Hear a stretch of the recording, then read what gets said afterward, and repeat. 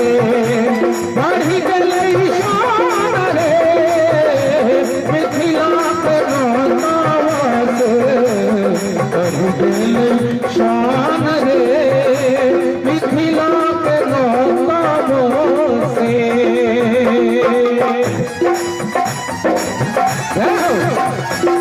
क्या बात है?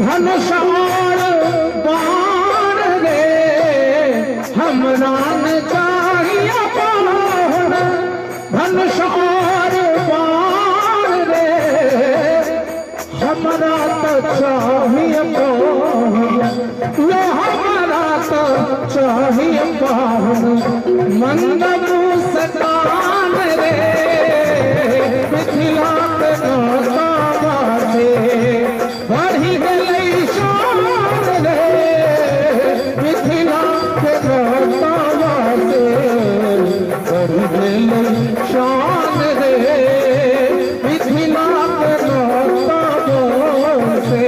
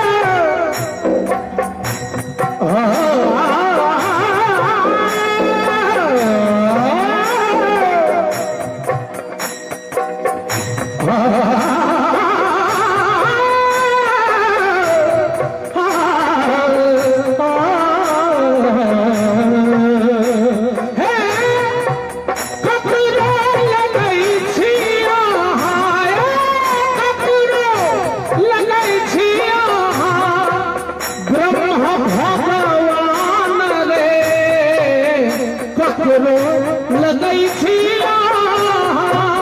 ब्रह्म भगवान रे।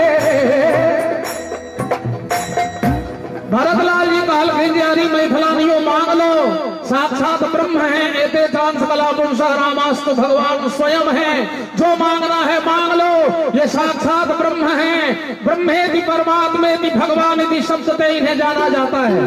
मैथिलानी कहलखिन हमरा सब ले नहीं मिथिलावासी ले नहीं ककरो लगे थे यहाँ ककरो लगई थी ककरो लगई थी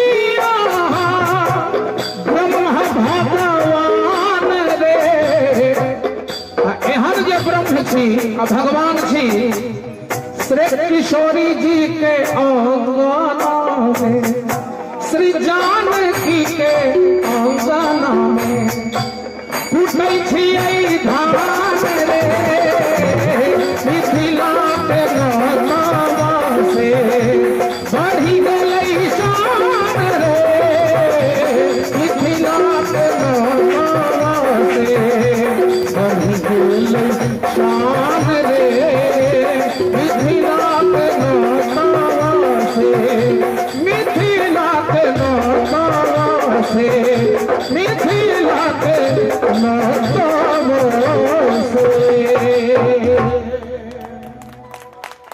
बहुत बहुत धन्यवाद।